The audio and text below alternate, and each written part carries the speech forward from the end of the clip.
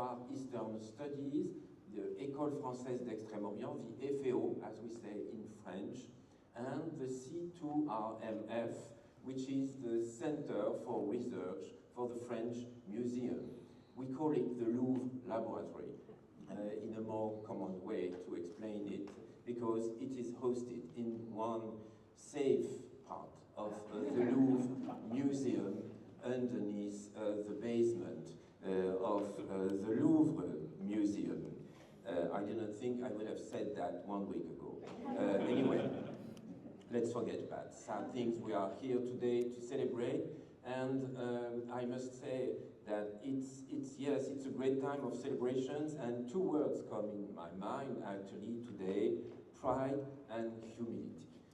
Pride because, yes, the Musée Guimet is very proud to be here to share the work we have been able to do with our Cambodian colleagues on that project, together with these two French institutions that I mentioned before, but also humility, because it's also such a proof of confidence from our Cambodian colleagues to have kept this marvelous relationship we have kept for so far since the end of the colonial period.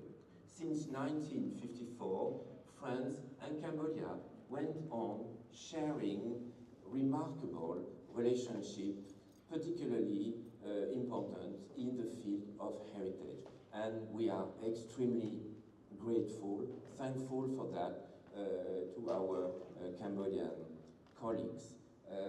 Of course, I will not explain to you the purpose of the exhibition, but it is true that in the past, several exhibitions have explained the beauty, the originality, and the uniqueness of Cambodian heritage. It is well known through the monuments preserved in Cambodia. We have here a beautiful sunrise moment in Angkor Wat temple, when you can look at the beautiful facade of this 12th century temple in Cambodia in the early morning, when you are lucky enough to have such a beautiful light. And so many of these exhibitions have taken into account the architectural design and the stone statuary that were erected inside these unique monuments.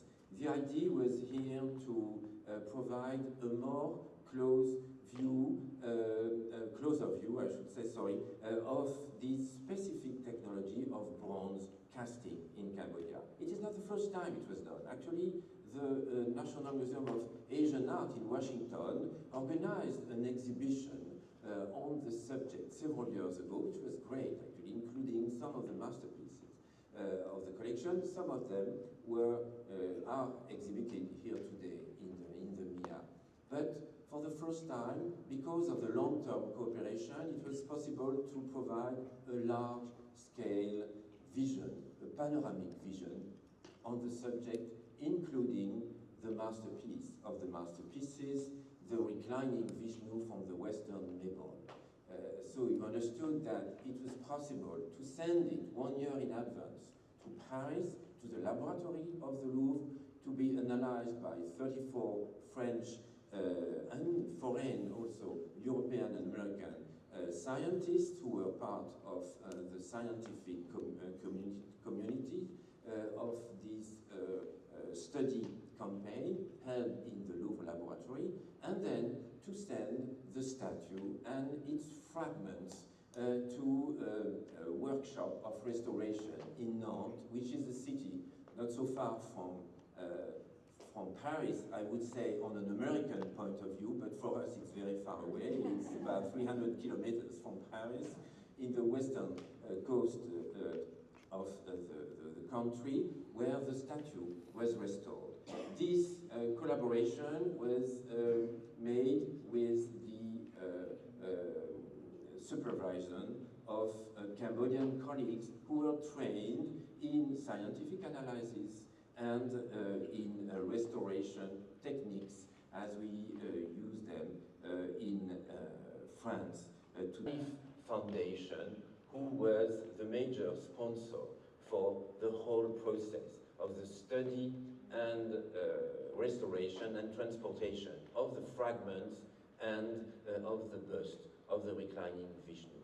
I don't want to take too long of time because I guess you have the wish to discover the exhibition. So now I would like to go back to the wonderful relationship we have with Mia, thanks to two incredible ladies, Cathy Luber, who is here, and my director, Yannick Lins, who sadly could not attend today, as I mentioned earlier.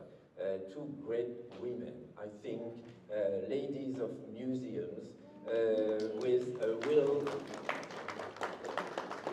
real strong knowledge and also a vision.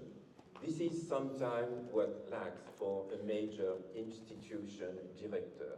And we have the chance in the Musée Guimet for now more than 3 years to be directed by Yannick Lins, who could provide us with a vision, and this exhibition is part of it. So, once again, I would like to thank you all, and particularly Matthew Welsh and Yang Liu for the work they have done in the organization, the first steps of the exhibition, and also to thank the exhibition designer who could do a great job in considering the beautiful path of the exhibition.